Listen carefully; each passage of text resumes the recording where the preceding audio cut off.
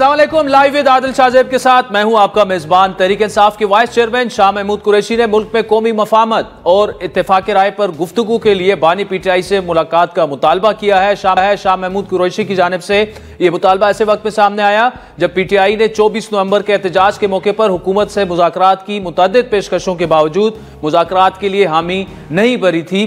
अब शाह महमूद कुरैशी साहब ने जो बात की है वो ये कह रहे हैं कि जितने भी वो हैं सियासी जमातें हैं उनको उनमें से जो सेन वॉइसेस हैं वो सामने आए और मुज़ाकरात होने चाहिए मुल्क में। तो ये तो शुरू से हुकूमत बार बार ऑफर भी कर रही है, लेकिन शाह महमूद साहब ने जो बात की है बिल्कुल दुरुस्त की है। इसके अलावा पीटीआई में जो इख्तिलाफात हैं उसकी तस्दीक एक ऐसी वीडियो से हुई है, लीक एक वीडियो ऑडियो सामने आई है अली मोहम्मद खान साहब की, तहरीक इंसाफ के सीनियर। जरा सुनिए वो क्या कह रहे हैं। ये जो प्रोटेस्ट था, खान साहब ने जब इसका ऐलान किया, मेरे ख्याल में 14 को ये ऐलान हुआ, अलीमा आपा की तरफ से ये ऐलान हुआ। हालांकि मेरा ख्याल है कि ये ऐलान चेयरमैन तहरीक इंसाफ बैरिस्टर गौहर की तरफ से होना चाहिए था। उस मुलाकात में बैरिस्टर गौहर साहब ने पूछा खान साहब से कि खान साहब लोग को पूछ रहे हैं कि किस जगह आना है, कोई लोग डी चौक की बात करते हैं, कोई कश्मीर हाईवे, कोई ये कोई वो। खान साहब ने कहा नहीं, डी चौक या कोई जगह स्पेसिफाई ना करें, आप लोगों को इस्लामाबाद बताइए, इस्लामाबाद जब आ जाएंगे फिर उनको जगह बता दी जाएगी। ये नाज़रीन आपने सुना कि पीटीआई के अंदर जिस किस्म की बातें हो रही थी, जो कि रिपोर्ट हो रही थी, लेकिन अब वो साबित हो गया कि इख्तिलाफात काफ़ी शदीद हो चुके हैं। दूसरा, आज बैरिस्टर गौर की सरबराही में पीटीआई का वफ्द मिला जिसमें बैरिस्टर अली जफ़र भी शामिल थे, अली मोहम्मद खान भी शामिल थे, इमरान खान साहब से उन्होंने अडयाला में मुलाकातें की। गुज़श्ता एक हफ्ते से हम सुन रहे हैं, कोई कह रहा है कि 3000 अफराद को गोली मारी गई, कोई किसके पास 2000 का फिगर है, किसके पास 1000 का है, कोई 268 का है, कोई 300 का फिगर है। लेकिन आज आखिरकार पीटीआई ये मान गई कि उनके 12 कारकुनान हलाक हुए। अभी ये भी कंफर्म नहीं है कि उनको क्या गोली लगी, कोई कंटेनर से गिरा, किसी को ट्रक ने कुचल दिया, लेकिन उन्होंने ये कहा है कि हमने खान साहब को कहा है कि हमारे 12 कारकुनान जो हैं वो हलाक हुए। साथ ही कासिम सूरी साहब डिप्टी स्पीकर हैं, लेकिन इस वक्त वो बाहर बैठे हुए हैं, वो अजीब अजीब ट्वीट्स करें। ना सिर्फ वो बल्कि काफ़ी पीटीआई की सीनियर लीडरशिप, कोई कह रहा है कि खान साहब को जहर दे दिया गया है, कोई कह रहा है कि उनके चेहरे पर जो है वो स्प्रे कर दी गई है, उनका जहनी तवाज़ुन जो है बिगाड़ने के लिए उनको कुछ दे दिया गया है, या उनको फ़ौज की तहवील में दे दिया गया है और वो अडयाला जेल में जो है इस वक्त नहीं है।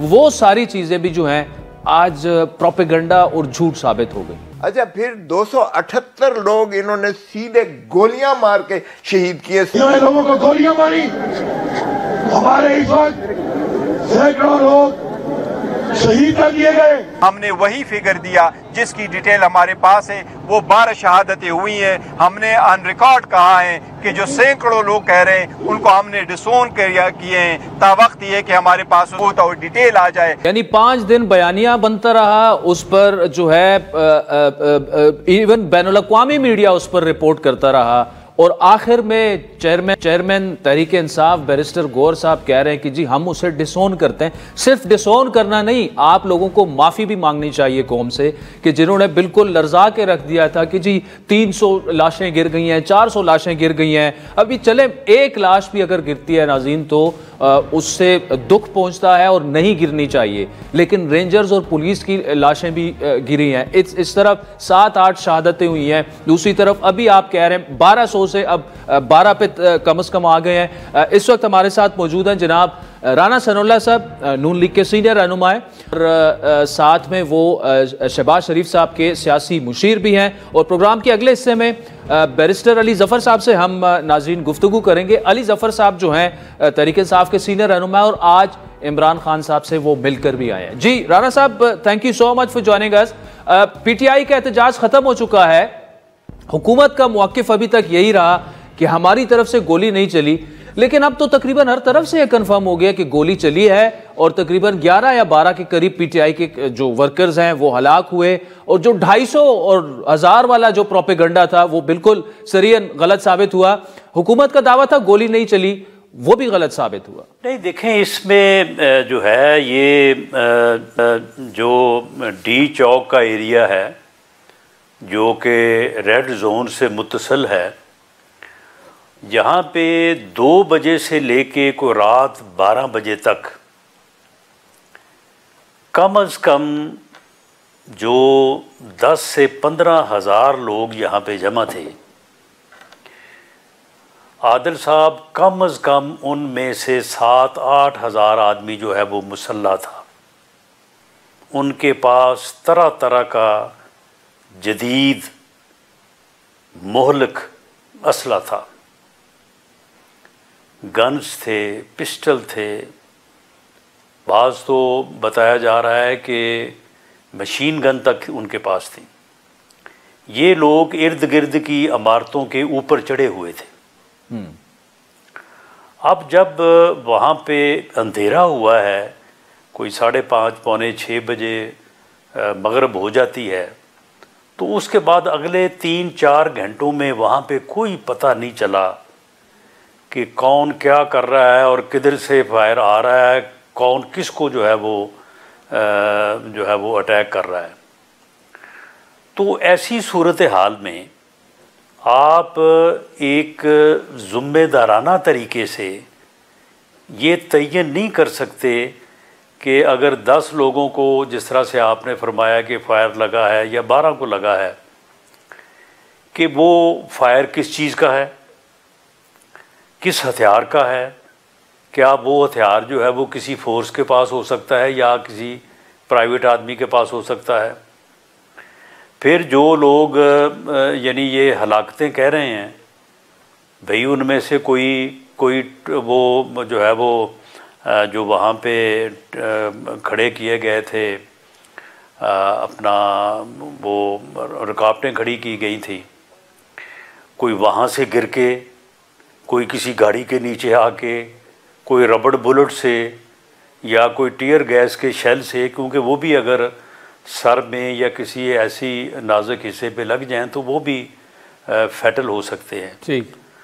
तो ये चीज़ें जो हैं, इन चीज़ों के ऊपर गवर्नमेंट बिल्कुल पूरी तवज्जो देना चाहती थी और इसके ऊपर हम चाहते थे कि एक बड़ी फेयर और बड़ी इन डेप्थ जो है वो इंक्वायरी हो, इन चीज़ों को देखा जाए। लेकिन हुआ ये कि इन्होंने इतना झूठ बोला, इस किस्म का प्रोपेगेंडा इन्होंने शुरू किया, और यहाँ मुल्क के अंदर भी और बाहर भी, और पाकिस्तान को जिस तरह से स्टेट को इन्होंने बदनाम करने का सिलसिला शुरू किया, तो उसमें ये सारी चीज़ें जो हैं ये फिर जो है वो पीछे चले गई।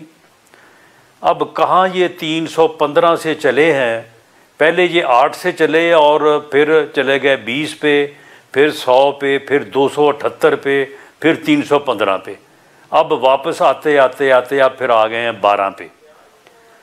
तो मामला ये है कि इनके इस रवैये ने, जो ये हमेशा से झूठा प्रोपेगेंडा करते हैं, चीज़ों को जो है वो तोड़ मरोड़ के पेश करते हैं, इनके इंतहाई मुस्तनद यानी जो इनके बड़े लीडर्स हैं, शहबाज गिल जैसे, उन्होंने 5-5 साल पहले की एक हॉस्पिटल ननकाना साहब में 2 ग्रुपों के दरमियान जो तसादम हुआ, तो खून में लथपथ लोगों की उन्होंने जो है वो तस्वीरें जो है वो तस्वीर शेयर कर दी कि जी ये देखें, ये जो है ये हमारे वर्कर्स के ऊपर जो है वो हमला हुआ है।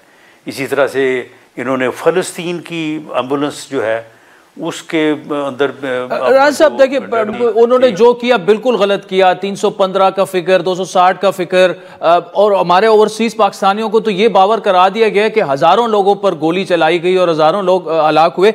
लेकिन अब ये हुकूमत की रिस्पॉन्सिबिलिटी है कि ये जो प्रोपेगेंडा है इसको तोड़ने के लिए आप एक पार्लिमानी कमेटी बना दें, एक पार्लिमानी कमीशन बना दें, उसमें इक्वल नुमाइंदगी आप दें। अगर आपके 3 अराकीन हैं तो 3 अराकीन जो हैं, एक JUI का हो जाएगा, 2 PTI के हो जाएं, तो एक इंक्वायरी तो होनी चाहिए ना। देखिए, एक तरफ भी शहादतें हुई हैं, दूसरी तरफ भी दावा है कि 12 कारकुनान मरे, क्यों नहीं इंक्वायरी हो जाती? पार्लिमानी कमीशन बना दें। नहीं, देखें, इसके लिए फिर ये ज़रूरी है कि पहले ये अपना झूठ वापस लें। यानी जो इन्होंने पाकिस्तान के ख़िलाफ़, रियासत के ख़िलाफ़, अदारों के ख़िलाफ़, चलें हुकूमत ठीक है, पॉलिटिकल गवर्नमेंट है, चलें हमें तो ये जो है ना है कि जी ठीक है, हमारे ऊपर इल्ज़ाम मुखालफाना जो है वो अपोजिशन लगा देती है या मुखालफ पॉलिटिकल पार्टीज़ लगा देते हैं। लेकिन इन्होंने जिस किस्म का प्रोपेगेंडा किया है और जिस तरह से इन्होंने फेक वीडियोस, यानी देखें कि इतनी इनको शर्म नहीं है कि फ़लस्तीन के शोहदा की डेड बॉडीज़ की एम्बुलेंस जो है वो इन्होंने शेयर कर दी कि जी ये देखें। जो आप कह रहे हैं बिल्कुल दुरुस्त है राना साहब, लेकिन मेरा सवाल फिर वही है, ये जो आप कह रहे हैं कि उस पर माफ़ी मांगे और फिगर्स वापस लें, आज बैरिस्टर गौहर ने बता दिया है कि जी हमारे 12 कारकुनान जो हैं वो हलाक हुए हैं, ये उनका दावा है, तो इसका मतलब कि वो मान गए हैं। तो अब आगे बढ़े ना, पार्लिमानी कमीशन क्यों नहीं बन जाता? जी बिल्कुल, इसमें पार्लिमानी कमीशन बने और लोग इसको देखें, कौम के सामने सच लाएं। लेकिन इन्होंने तो झूठ का इतना तूफ़ान बपा कर दिया, यानी ये सोशल मीडिया का जो इन्होंने ये यानी फ़ायदा उठा रहे थे ना, कि हर किसी के ऊपर चढ़ दौड़ते थे और किसी को जो है वो किसी की इज्जत महफूज नहीं थी। अब ये देख लें कि बुरे काम का फिर बुरा ही नतीजा होता है और बिल आखिर बुरा होता है। अब आप देख लें कि उसी सोशल मीडिया के प्रोपेगेंडे और झूठ ने इनको जो है वो जो है ना किस तरह से रुस्वा किया है, किस तरह से एक्सपोज किया है। कोई इनकी बात का जो है वो इनके अपने लोगों को भी जो है वो यकीन नहीं रहा।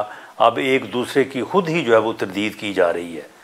लेकिन ये है कि पार्लियामेंट में आएँ, आके वहाँ पे ये बात करें। हम बिल्कुल पार्लियामेंट में बैठ के इनके साथ जिस तरह से भी मामले को बेहतर अंदाज से हल करना चाहें, हम हल करने को तैयार हैं। बल्कि हमारा तो इनके बार बार यानी इंतहाई हद तक अमेज़ लहजेस में इनकार करने के बावजूद मैंने तो फिर भी कई बार कहा, और मेरी पार्टी, मेरी लीडरशिप जो है वो इस बात पे यकीन रखती है कि पॉलिटिकल जो मसाइल हैं उनका सलूशन सिर्फ और सिर्फ पॉलिटिकल डायलॉग में है। ठीक है राना साहब, बहुत शुक्रिया। बड़ी अहम गुफ्तगू राना साहब कर रहे हैं और ब्रेक के बाद राना सनाउल्लाह साहब से ये गुफ्तगू जारी रखेंगे। वेलकम बैक नाज़रीन, राना सनाउल्लाह साहब हमारे साथ मौजूद है। राना साहब, आज मौलाना साहब ने भी बात की कि अर्ली इंतखाबात की, वो भी इन इलेक्शंस को नहीं मानते और वो कहते हैं कि जी अब मैं मैदान में आऊँगा, मुजाहरे करेंगे। तो क्यों ना गवर्नमेंट एक स्टेप पीछे हट के मुज़ाकरात आप शुरू करें? आप ये कह दें कि चले जी हम, आप कहते हैं फौरी हुकूमत 2-3 साल बाद इलेक्शन कर, अर्ली इलेक्शन करा लें। शाहजेब, बात ये है कि अगर आप ये चाहते हैं कि मैं आपके साथ होने वाली ज़्यादती, आपके साथ होने वाले तजावुज़ को तस्लीम करूं, तो फिर आपको मेरे साथ होने वाली ज़्यादती को भी तो जो है वो तस्लीम करना चाहिए ना। अगर धांधली इनके हक में हो और उस धांधली के नतीजे में ये हुकूमत बना के 3.5 साल हुकूमत करें और हमें जेलों में रखें, तो कोई धांधली नहीं है, कोई इस्टेब्लिशमेंट नहीं है, कोई ख़राबी नहीं है। और अगर इनके साथ हो या इनकी हुकूमत ना बने तो फिर बड़ा जुल्म है, फिर बड़ी ज़्यादती है, फिर फौर जो है वो सारा कुछ होना चाहिए। राना साहब, कते कलामे की बात आगे की तरफ बढ़नी चाहिए। 18 में इमरान खान को इक़्तिदार में लाया गया, आपको हरवाया गया, आप समेत आपकी लीडरशिप को जेलों में डाला गया। अभी पीटीआई ये कहती है, उनका दावा ये है कि उनके जेलों में तो उनके रहनुमा हैं, वो कहते हैं हमें नून लीग को जिताया गया और हमें हरवाया गया। अब आगे बढ़े ना, अब अगर मुज़ाकरात होते हैं और मुज़ाकरात में आप ये एक तजवीज़ है कि जी जितनी पीटीआई ने 3.5 साल गवर्नमेंट की, मुस्लिम लीग नून भी 3.5 साल गवर्नमेंट करेगी, उसके बाद इलेक्शंस हो जाएंगे, बात खत्म। अगर स्टेबिलिटी से आ सकती है, इसमें क्या हर्ज है? देखें, बात यह है कि जब मियां नवाज शरीफ ने जब वो 21 अक्टूबर को तशरीफ़ लाए थे, तो उस वक्त भी उन्होंने जो बात की थी, जब उन्होंने ये कहा कि मुल्क ऐसी सूरत हाल से दो चार हो चुका है कि जब तक सब, उन्होंने तो खैर यानी जुडिशरी को भी और इस्टेब्लिशमेंट को भी साथ शामिल किया था कि जब तक हम सब सर जोड़ के नहीं बैठेंगे, इस मुल्क को इस बहरान से नहीं निकाला जा सकेगा। अब जब प्राइम मिनिस्टर ने on the floor of the house कहा कि जी आएँ बैठें, उन्होंने कोई शर्त नहीं लगाई कि हम इसके ऊपर बात करेंगे, इसके ऊपर नहीं करेंगे। उन्होंने कहा कि हम हर मसले के ऊपर ना 3 महीने की शर्त है, ना 2.5 साल की शर्त है, ना ये शर्त है कि जी फलां पे बात करेंगे फलां पे नहीं करेंगे। हम तो कहते हैं कि जी बिल्कुल आए, बैठे, जिस मौजू पे जहाँ से शुरू करना है शुरू करें और तमाम इशू जो है उनको रिजॉल्व करें। अच्छा राज साहब, गवर्नर राज लगाने पर गौर हो रहा है? देखें, चीज़ें कुछ अंडर डिस्कशन होती हैं और उनके ऊपर मुख्तलिफ जो है वो आरा भी लोगों की होती हैं। कुछ की राय जो है वो मुख्तलिफ हो सकती है, लेकिन मैं बुनियादी तौर पे इस बात का दाई भी हूँ और समझता हूँ कि गवर्नर राज जो है वो सूबे के मामलात को, KP के मामलात को जो है वो बेहतर करने की बजाय जो है वो उनको ख़राब करेगा। वहाँ पे और नहीं लगाना चाहिए, आपकी यही राय है। राणा साहब, thank you so much for joining us. नाज़रीन, हेडलाइन राणा साहब के इंटरव्यू के लिए है कि हुकूमत मुज़ाकरात के लिए तैयार है PTI के साथ, और इस बात पर भी कि अर्ली इलेक्शंस होने चाहिए। तो अब बॉल जो है PTI की कोर्ट में। ब्रेक के बाद अली जफर साहब हमें ज्वाइन करेंगे, उनसे पूछेंगे कि वो आज मिल के आए इमरान खान साहब से, क्या गुफ्तगू। वेलकम बैक नाज़रीन। ब्रेक से पहले राना सनाउल्लाह की तफसीली गुफ्तगू आपने सुनी। वो नून लीग के बड़े अहम और सीनियर रहनुमा हैं, वज़ीर-ए-आज़म के सियासी मुशीर भी हैं। उन्होंने 2-3 बातें की। एक तो उन्होंने बिल्कुल खुलकर PTI को मुज़ाकरात की ना सिर्फ दावत दी है, बल्कि ये कहा है ना सिर्फ PTI को बल्कि तमाम अपोजिशन को इंक्लूडिंग JUI कि जी जो भी टॉपिक पे मुज़ाकरात चाहते हैं। फिर मैंने उनसे सवाल पूछा कि अगर मैंडेट वो कहते हैं आपके मैंडेट पर सवाल अगर उठा रहे हैं तो अर्ली इलेक्शन की अगर बात कर ली जाए, उन्होंने कहा जो भी है वो उस पर बात के लिए तैयार है, लेकिन बैठें तो सही, एक दफ़ा मुज़ाकरात की टेबल पर आए तो सही। तो ये इस वक्त बैरिस्टर अली जफर साहब हमारे साथ मौजूद हैं, तहरीक इंसाफ के सीनियर रहनुमा है, मुल्क के नामवर और बड़े कॉम्पिटेंट लॉयर्स में उनका शुमार होता है। अली जफर साहब, बहुत शुक्रिया। सर, पहले तो सियासत से पहले मुझे बताइएगा, खान साहब की सेहत के बारे में हम आपसे जानना चाहेंगे।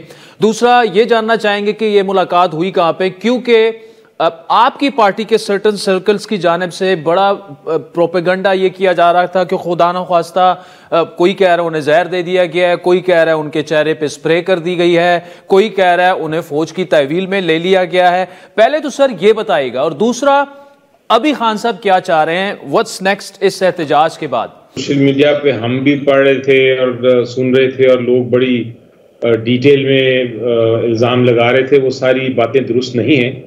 इमरान खान साहब की सेहत बिल्कुल ठीक है, उनको कोई पटियाला जेल से बाहर नहीं लेके या कोई इंटेरोगेशन नहीं की गई, लेकिन उन्हें ये ज़रूर बताया कि 24 से पहले और 24 के बाद यानी आज तक उनको सॉलिटरी कन्फाइनमेंट में रखा गया, यानी कि उनको अपनी जो कोठरी है उनकी 8 बाई 8 फीट 8 बाई 10 फीट की, उसमें बंद रखा गया और उनको ना अखबार दी गई, ना TV दी गई, ना किसी से मुलाकात करने दी गई।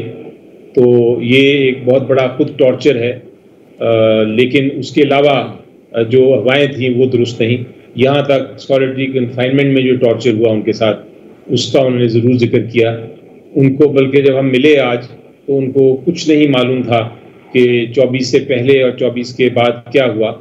वो हमसे पूछ रहे थे कि क्या आप बताएं तफसीलात के क्या हुआ और क्या नहीं हुआ, फिर उनको हमने तफसीलात उसके बाद बताई। तो ये उनकी पोजीशन थी, लेकिन सेहत माशाल्लाह ठीक है। बैर साहब चले, गुड टू नो कि वो खैरियत से हैं, और ये सारी अफवाहें साबित हुई कि उन्हें जहर दे दिया गया है या फौज की तहवील में दे दिया गया है या चेहरे पे कुछ डाल दिया गया। हालांकि आपके बड़े सीनियर लोग जो हैं, खुसूसन बाहर बैठे, वो ये सारी ट्वीटें करते रहे जो कि अभी गलत साबित हुई। अच्छा, जब आपने उन्हें ये बताया कि जी हम D चौक तक पहुंचे, फिर उसके बाद जो है रेंजर्स और पुलिस के एहलकार भी शहीद हुए, आपके कारकुनान जो हैं 12 के करीब, आपने उन्हें बताया कि उनकी हलाकतें हुई हैं, तो फिर खान साहब का इस पर फीडबैक क्या था कि इसके बाद अब क्या करना चाहिए, और लाए अमल वगैरह पर उन्होंने क्या कहा आपसे? पहले तो उन्होंने अफसोस का इजहार किया और यकीनी तौर पे उन्होंने कहा कि आप सारी कौम को कहीं दुआ करें और मुल्क के लिए भी और सालमियत के लिए भी, मुल्क की उसके लिए भी दुआ करें। और उन्होंने कहा कि जहाँ तक ये पुरअमन एहतजाज था। हम इंसाफ के और कानून के और आइन के साथ खड़े थे, और जिन्होंने तशद्दुद किया वो उन्होंने आइन की खिलाफ वर्जी की, उन्होंने बुनियादी हकूक़ की खिलाफ वर्जी की, इंसानी हकूक़ की खिलाफ वर्जी की है। तो तारीख़ हमें जज करेगी कि हम दुरुस्त थे। साथ उन्होंने ये कहा कि अब जो नेक्स्ट इमीडिएट स्टेप है वो ये है कि आप पार्लियामेंट में इस इशू को रेज़ करें, इमीडिएटली इंटरनेशनल फोरम पे रेज़ करें, पार्लियामेंट के सेशंस कन्वीन करें, सेनेट के भी और नेशनल असेंबली के भी, और वहाँ इसको भरपूर डिबेट करें। और उसके साथ साथ उन्होंने ये भी कहा कि जहाँ आप एहतजाज कर सकते हैं, इसी एहतजाज के जो जुल्म हुआ उसके अगेंस्ट एहतजाज करें, आप पेशावर में करें, KPK में करें, जहाँ जहाँ आप कर सकते हैं उसको करें, क्योंकि वो जंग भी हमारी साथ साथ वो जिद्दोजहद भी चलती रहेगी आज़ादी के लिए, लेकिन पार्लियामेंट में भी इसको अब लेके जाएं भरपूर तरीके से। ठीक, अच्छा, इसमें भाई साहब दूसरा ही बताइएगा कि आपसे पहले राणा साहब से मैंने यही सवाल किया कि अब चूंकि ये मामला पार्लियामेंट में आएगा तो क्यों ना गवर्नमेंट एक ऐसा पार्लिमानी कमीशन बनाए डी चौक वाले मामले पर, जिस पर ना सिर्फ ओपोजिशन बल्कि ओपोजिशन, पूरी ओपोजिशन जिसमें JUI भी है, जिसमें PTI भी है, उनकी भी इक्वल नुमाइंदगी हो, हुकूमत के भी लोग हों, और क्योंकि ये सच कौम के सामने आना चाहिए। क्योंकि देखें कोई 4-5 हज़ार तक डेथ ऐसी ट्वीट्स आई हैं कि जी 5,000 लोग मर गए हैं, किसी ने 300 कहा, किसी ने 200 कहा। अब चाहे एक शख्स भी हलाक हुआ है, वो किसी का बच्चा होगा, किसी का वालिद होगा, इसी तरह रेंजर्स के जो एहलकार हैं वो भी किसी के भाई बेटे होंगे। तो ये सारी इन्वेस्टिगेशन होनी चाहिए, ये एक पार्लिमानी कमीशन करे। क्या PTI को, अगर तो ये पार्लिमानी कमीशन बन जाता है, जो कि राणा साहब कहते हैं बिल्कुल बनना चाहिए, PTI को क्या इसका हिस्सा बनेगी PTI, और बनना चाहिए भी, मेरा ख्याल है कि सच कौम के सामने आए? जी, मेरे कोई भी ऐसा इकदाम हो जो कि वाकई ही प्रैक्टिकली उस पर अमल दरामद जल्द से जल्द हो सके, इसकी तहकीकात मुकम्मल करने के लिए उसका हमें हिस्सा होना चाहिए। लेकिन हम उस चीज़ का हिस्सा नहीं होंगे जो कि सिर्फ एक तरह से विंडो ड्रेसिंग है, या वो ताख़ीर करने के लिए या डिले करने के लिए कोई कार्रवाई डालना चाहते हैं, वो हम उसका हिस्सा नहीं होंगे। लेकिन पार्लियामेंट का तो मकसद ही होता है रेज़ करने का। जब खान साहब ने कहा है कि पार्लियामेंट में इसको इशू को रेज़ करो, तो उसका मतलब यही है कि आप पार्लियामेंट में डिबेट भी होती है, डायलॉग भी होता है, कोई हल ढूंढा जाता है। तो अगर वाकई ही कमीशन एक बनती है और वो फैसला कर सकती है, और वो फैसला भी 1-2 दिन में कर सकती है, तो फिर ये अच्छा इक़दाम है, वो हम उस पर हमें बैठना चाहिए बिल्कुल। लेकिन वो उस तरह की कमीशन ना हो जिस तरह की कमीशन बनाई गई थी 26वीं तरमीम के लिए, जहाँ वो एक तरह से बुलडोज ही होनी थी, जिसमें किसी किस्म की ऑपोजिशन का जो आवाज़ थी उसका कोई फ़ायदा नहीं था उठाने का। तो वो ऐसी कमीशन ना हो। अगर जेन्युइन कमीशन बनना चाहती है जिसमें हमारी बराबरी की शिरकत हो और हमें बुलडोज ना किया जाए और वाकई तहकीकात हो सकें इस सारे मामले पे, तो मेरा ख्याल है उसमें हमें पार्टिसिपेट करना चाहिए बिल्कुल। अच्छा, दूसरा आखिर में सर, और सबसे अहम सवाल वो ये कि शाह महमूद कुरैशी साहब ने ये कहा कि तमाम पॉलिटिकल पार्टीज में जो सेन वॉइसेस हैं वो आगे आएं और डायलॉग से इस मामले को हल करें। आज राणा साहब ने हमारे शो में एक दफ़ा फिर कहा कि हम बिल्कुल मुज़ाकरात के लिए तैयार हैं और हर इशू को डिस्कस करने के लिए तैयार है। मतलब मौलाना साहब की आज की स्टेटमेंट है कि जी अर्ली इलेक्शंस करवाए जाएं।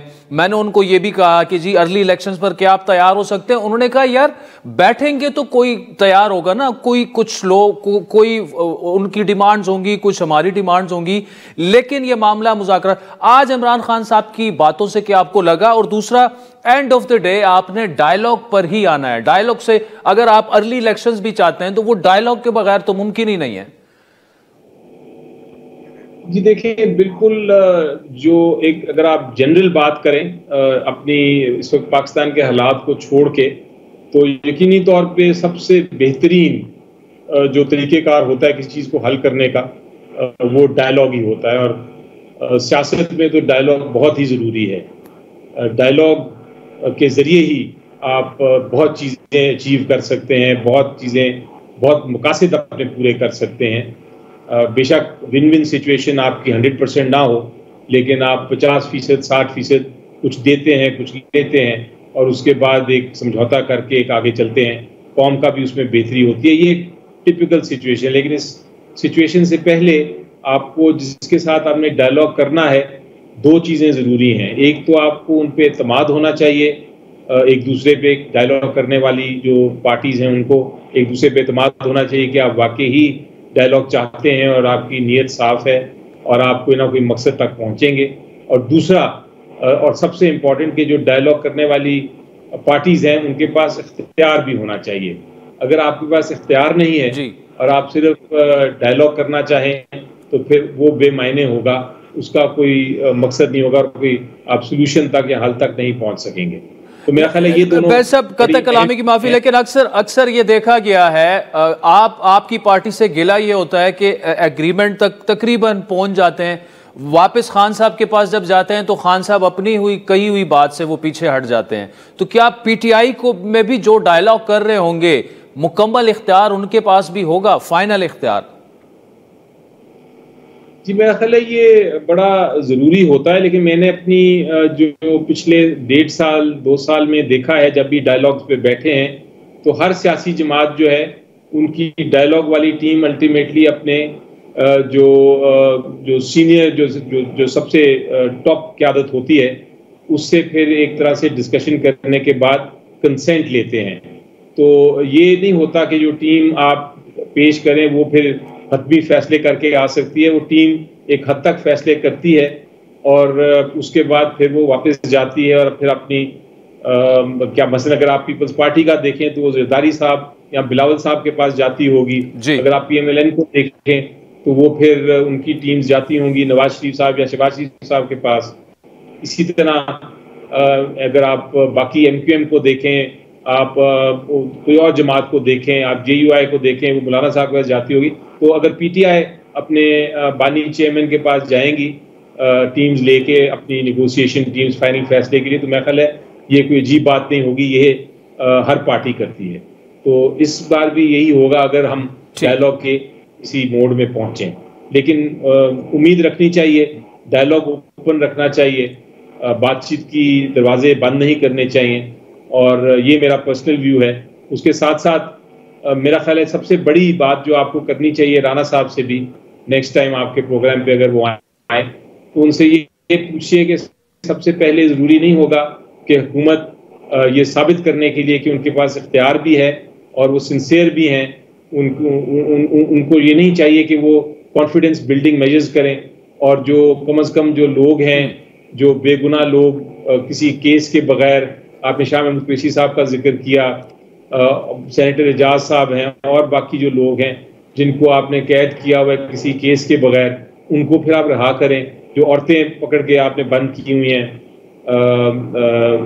यास्मीन राशिद भी हैं हमारी जो बीमार भी हैं, उनको रहा करें ताकि कोई कॉन्फिडेंस बिल्डिंग मेजर्स तो हों कि वाकई आप सिंसियर हैं और सीरियस हैं इन मामलात में।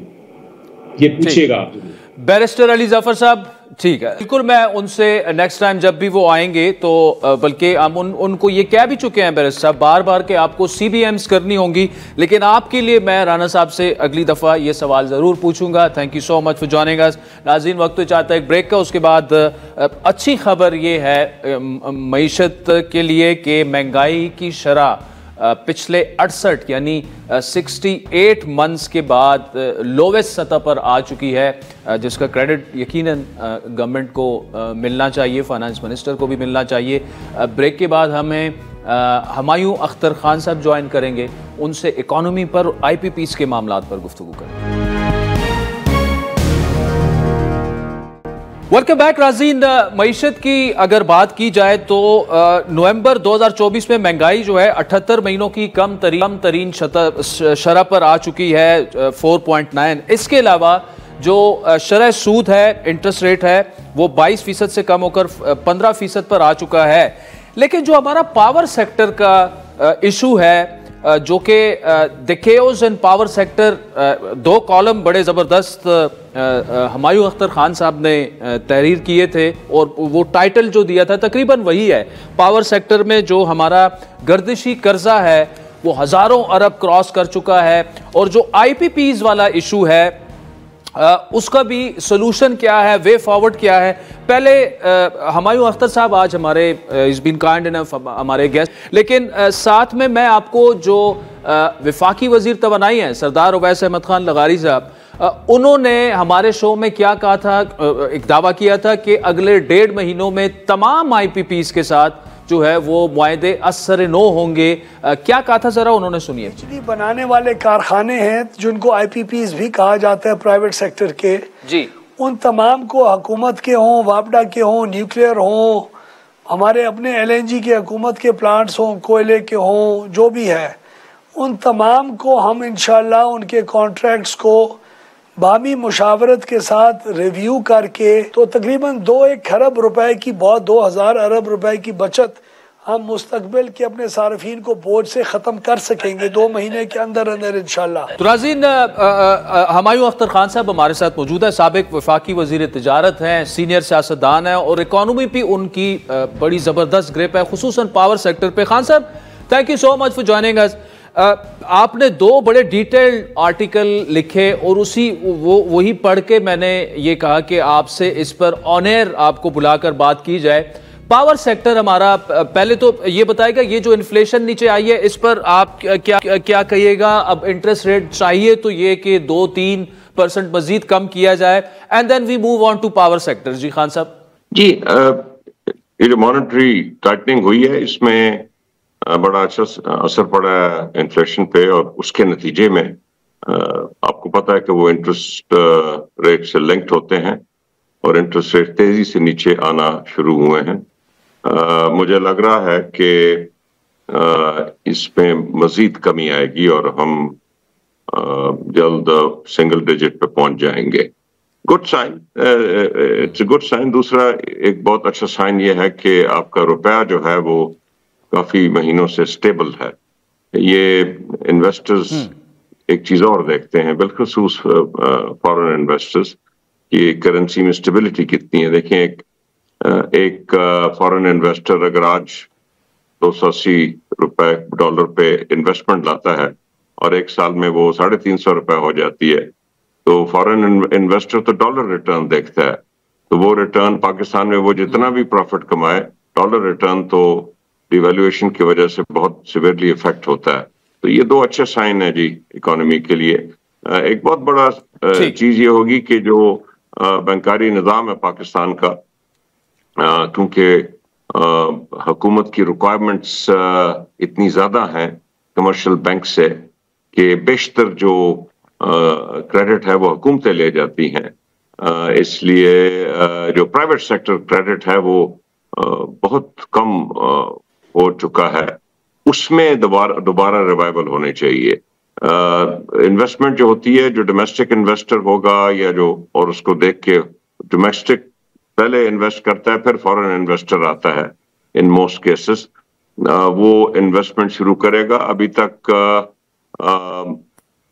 मुझे नजर नहीं आया कि बहुत तेजी से जो बड़े ग्रुप्स हैं पाकिस्तान के, जो इंडस्ट्रियलिस्ट हैं, वो अब नए इन्वेस्टमेंट्स को सोच रहे हैं। लेकिन इसी तरह अगर ये हालात बेहतर होते रहे तो ये एक रिवाइवल आएगा, इंडस्ट्रियल रिवाइवल। ठीक है। अच्छा, दूसरा खान साहब, ये तो अच्छी मजबूत बातें हो गई। पावर सेक्टर, एक तो पावर सेक्टर का जो गर्दिशी कर्जा है, फिर IPPs जो अभी जो वफाकी वजीर तवानाई को आपने भी सुना होगा, 5 IPPs से तो उन्होंने चले असर नो मुआहदे वो कर लिए। उनका दावा यह है कि 1.5 से 2 माह में तमाम IPPs के साथ जो मुआहदे हैं, ऑब्वियसली बामी उनसे एग्रीमेंट से, म्यूचुअल एग्रीमेंट के जरिए, और उससे काफ़ी फ़ायदा पाकिस्तान को होगा। एक तो क्या आप समझते हैं ये पॉसिबल है, और क्या ये सोल्यूशन है, यही वे फॉरवर्ड है आपकी नज़र में भी? जी देखिए, 1994 में ये बुनियादी तौर पे एक बिजली की शॉर्टेज हो गई थी और वापडा को तोड़ा गया, उसको ट्रांसमिशन जनरेशन को अलहदा कर दिया गया, डिस्ट्रीब्यूशन को सिर्फ वाटर उनके पास छोड़ दिया और वैसे तोड़ा गया जी कि वापडा की वजह से बिजली की कमी पैदा, वापडा की वजह से नहीं हुई थी, बिजली की कमी पैदा हुई थी क्योंकि हुकूमत वापडा को रिसोर्सेस नहीं देती थी। अब आप एक आईपीपी पॉलिसी लाए, चलिए आपको 1994 में बहुत शिद्दत से जरूरत थी, आपने जल्दी ये बनाना था और आपने जो इंसेंटिव्स दिए उसमें जो फ्यूल था उस पर कोई इंसेंटिव नहीं दिया गया, वो तकरीबन सारे के सारे थर्मल और फर्नेस ऑयल और गैस वगैरह पे लग गए और वो ठीक है 1994 में जो हुआ, लेकिन 2002 में एक पॉलिसी जब बन गई, 1994 में जरूरत थी, 2002 में उसकी क्या जरूरत है, कोई नई पॉलिसी लाते, आप वही पॉलिसी 2002 में भी ले आए और उससे भी ज्यादा इंसेंटिव्स देके 2015 में वो पॉलिसी ले आए, जो इस वक्त सबसे बड़ा इशू सर्कुलर डेट का, जिसको गर्दिशी कर्जा कहा जाता है, वो अभी 2015 की पॉलिसी क्या है। मैं आपसे गुजारिश करूं जी कि एक तो जो 1994 की पॉलिसी के जो भी रिन्यूअल्स हुए हैं, किसी को रिन्यू ना करें और अगर हुए हैं तो उनसे बातचीत करके वो कॉन्ट्रैक्ट्स खत्म करें। वो उनके आप देख रहे हैं 30 साल पूरे हो चुके हैं, उनकी लाइफ खत्म हो गई, वो रिन्यू ना किया जाए। इसके अलावा जो है ज्यादातर जो फॉरेन डायरेक्ट इन्वेस्टमेंट आई थी जी इनमें आईपीपीज में, वो ये फ्रंट लोडेड होते थे और वो इन्वेस्टर्स अपना कमा कुमू के वो लोकल्स को बेच गए थे। इन लोकल्स को काबिल एहतराम बिजनेसमैन है, लेकिन ये कोई एक्सपर्ट्स बिजली के नहीं थे। अब बहुत से ऐसे आईपीपीज हैं जो लोकल्स के पास हैं, उनसे देखिए आईपीपी एक पाकिस्तान का फॉरेन बॉन्ड की तरह है कि पाकिस्तान ने जाके यूरो बॉन्ड इशू कर दिया, उसमें 7-8% का कूपन रेट है, इसमें तो 15-16% का रिटर्न है डॉलर पे, तो वो बॉन्ड से भी ज्यादा महंगा है और उसमें किसी किस्म का कोई रिस्क नहीं सिवाय पाकिस्तान के फॉरेन जो सॉवरेन रिस्क होता है। अब जो बिजनेसमैन होता है, कोई आपने ऐसी जिंदगी में इन्वेस्टमेंट देखी है जिसमें सिफर रिस्क है? सिफर। सॉवरेन रिस्क तो हमेशा होता है, जिस मुल्क में आप लगाते हैं उसका रिस्क तो हमेशा होता है। तो एक अच्छी बात है कि अवैस लगारी साहब बातचीत कर रहे हैं और आपस में बातचीत ये हो कि भाई थोड़ा बहुत आप रिस्क शेयर करें, वो उसकी कई सूरतें निकल सकती है, मैं उस तफसील में नहीं जाऊंगा। सेकंड एक चीज आ जाती है कि बहुत से जो प्राइवेट सेक्टर में गैस के प्रोजेक्ट्स लगे आदिल, वो सारे के सारे गैस तो खत्म होगी लोकल, तो वो RLNG पे चलेगा। इस वक्त जो सबसे महंगी सोर्स है बिजली पैदा करने की वो RLNG है, दैट्स द मोस्ट एक्सपेंसिव। अब इसका मेरी नजर में ये है कि जी इसमें गवर्नमेंट जो है वो अपना ऑब्वियसली IMF से हमें मशवरा करना पड़ेगा कि कुछ ये जो डेट है इनका या इनकी कोई इक्विटी हम पाकिस्तान स्टॉक एक्सचेंज से उठाएं ताकि इनका हिस्सा गवर्नमेंट पे बन जाए और उनके बोर्ड्स पे आ जाए, ताकि इन कंपनीज की पॉलिसीज को वो अपना असर उसमें डाल सके। तीसरी चीज है जी कि आपने वापडा से सारी चीज छीनी और आपने ये प्राइवेट सेक्टर में डाल दी और उस अभी तक आप 4 गुना ज्यादा रकम खर्च कर चुके हैं, ट्रिलियंस ऑफ रुपीज ज्यादा टैक्स, जो इजाफी टैक्स देने पड़ रही है पूरी कौम को ये सर्कुलर डेट के लिए, और जो आपने टैरिफ जिस तरीके से आपको बढ़ाने पड़े हैं, आप 4 गुना ज्यादा रकम जो वापडा पे आप खर्चते उसके पास ये सेक्टर्स रहने देते, उसको कर सके। तीसरी बात है कि वापडा से आपने तो ये लिया, लेकिन उसके बाद अभी बहुत बड़ी तादाद में गवर्नमेंट जो है, पंजाब गवर्नमेंट और वफाकी गवर्नमेंट आईपीपी ओन किए बैठी है, उनसे तो आप लें जी। उनको मैं ये नहीं कह रहा कि जाके मसमार कर दें वो पावर स्टेशन, लेकिन उनसे आईपीपी की बेनिफिट्स तो वापस ले लीजिए ना जी। ये आईपीपी पॉलिसी से तो बाहर निकालिए। शायद अवैस लगारी साहब का इशारा उन्होंने गवर्नमेंट के ये शायद लोगों को नहीं पता कि बहुत बड़ी तादाद में जो आईपीपीज हैं वो पंजाब और वफाकी गवर्नमेंट ओन्ड है। ये आईपीपी बेनिफिट उनसे लिए जाए। आखिरी चीज, बहुत लंबी मेरी बात हो गई, आखिरी चीज ये है कि जो चाइना के आईपीपीज आए हैं, ज्यादातर कोल के हैं, एक तो उनको जो वो सब आईपीपीज हैं, उनको आप इंपोर्टेड कोल से डोमेस्टिक कोल में कन्वर्ट करें, इस पे $4.5 बिलियन का डेट है ये चाइनीज आईपीपी में।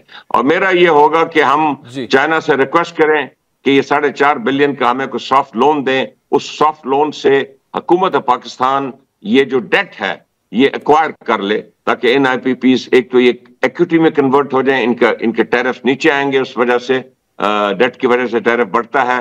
और दूसरा ये है कि इन आईपीपीज में हुकूमत पाकिस्तान की नुमाइंदगी हो जाए। मेरी नजर में तो ये चंद सॉल्यूशंस हैं और मुझे लगता है कि गवर्नमेंट इस पे इनको लेके आगे बढ़ रही है। हुमायूं अख्तर खान साहब साबिक वजीर तिजारत, नाज़रीन ज़बरदस्त एक्सपर्ट हैं पावर सेक्टर में, और 4 जो उन्होंने सोल्यूशंस दी हैं इस पर गवर्नमेंट अगर काम नहीं भी कर रही तो उन्हें करने चाहिए। और यही जो 4 सोल्यूशंस हैं ये हम सरदार उवैस अहमद खान लगारी के सामने भी रखेंगे। आके आज के प्रोग्राम पर फीडबैक ज़रूर दीजिएगा। हमारा ट्विटर हैंडल है @आदिल शाहज़ेब। इजाज़त दीजिए।